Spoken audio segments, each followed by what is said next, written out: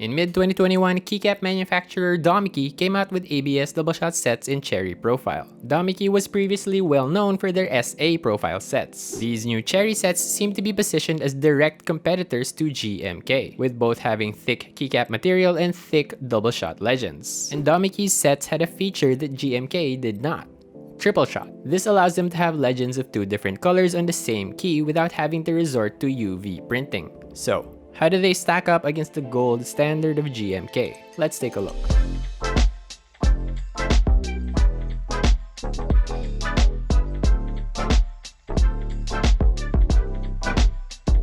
I was very intrigued by these Domiki cherry sets. It's always good to have competition, and at this point, the combination of high prices and long wait times had kept me from purchasing any GMK sets. The Domiki sets were still expensive, but they were in stock, and if you went for the all-in-one kit, you'd get a pretty hefty discount as well as way more keys than you'd get in a standard GMK base kit. At the time, the colorway choice was between white on black, Dulce, and semiconductor. I'd seen a few photos and videos of the white on black, and in all of them, the gray sub-legends did not look noticeably different than the white, which defeats the purpose of the triple shot. The semiconductor looked nice, kind of like a reverse GMK waves, but I felt like it would only match with a very small range of keyboard colors. And so I went with the Dulce for about $134 US. I purchased this through KP Republic's Lazada Philippines store. Usually the prices there are much higher than they are on the main KP Republic site, but I managed to snag a 15% discount voucher from their Discord, and so it amounted to about the same price as on their site. In order to make this video, I knew I had to buy my very first GMK set to compare with the Domiki. I couldn't just join a group buy for one, of course, because that would take months to arrive, and I didn't want to buy a fulfilled group buy set off the aftermarket because the prices for those are insane. This left me with the in-stock GMK sets on drop. I'd been monitoring some of these for sale on Facebook Marketplace. I had one listing for GMK Laser's Cyberdeck base kit saved for weeks. I would check it every day to see if the $160 US asking price would go down, and eventually it did go down to about $140 US, which is the price for this kit on drop, and so I jumped on it. The set was in pristine condition and the seller even paid for shipping. I was pretty lucky. GMK Laser Cyberdeck base kit is pretty robust, supporting most common enthusiast layouts. Dulce is broken down into 8 kits as well as an all-in-one bundle. To get similar kitting with the Laser, you'd need to purchase these 5 kits, the cost of which would already be greater than the cost of the all-in-one. So with the all-in-one, you'd get the same coverage as the Laser, plus an extra set of triple shot alphas, ISO support, and the full set of accent color keys. GMK's new egg trays are pretty notorious for their flimsy construction, tendency to disintegrate, and inability to hold keys in place. It's a pretty big pain to store since I don't have the confidence to stack things on top of it, and I can't turn it sideways for fear of dislodging the keys. And I only have one GMK set. I can't imagine having multiple of these. You would need a dedicated storage area with big enough dimensions. Dulce, on the other hand, comes in these smaller plastic trays that you can stack. When I received mine, there was no sleeve or box or anything of the sort.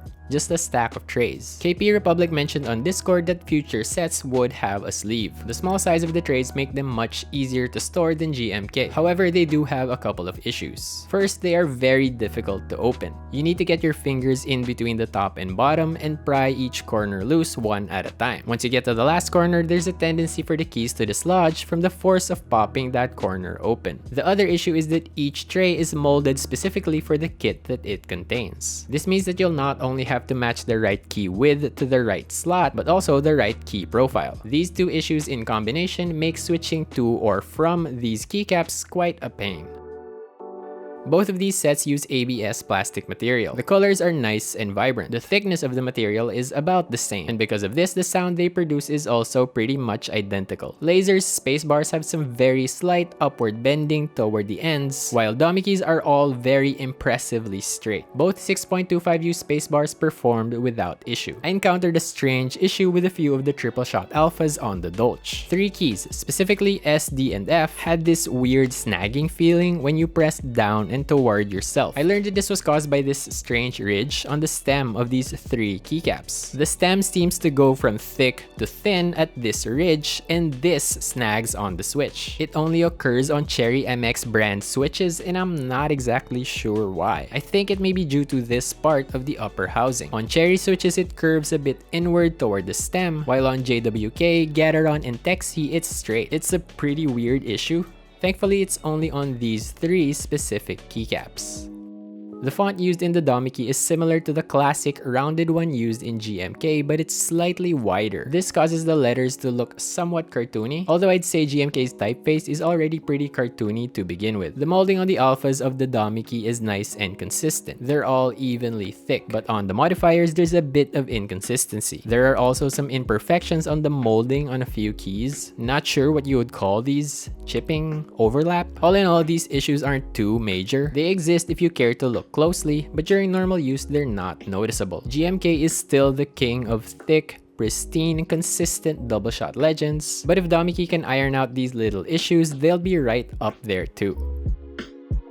So, are these expensive keycap sets worth it? It's hard to give a definitive answer to this, of course, because everyone is different. We've all got different financial situations, and we all value different things when it comes to keycaps. If you're someone who can join a GMK group buy without a second thought, then this part doesn't really apply to you. How to be you. For me, GMK group buys are just not worth it. Of course, I would love to have a bunch of these GMK sets. I wanted Striker and DualShot.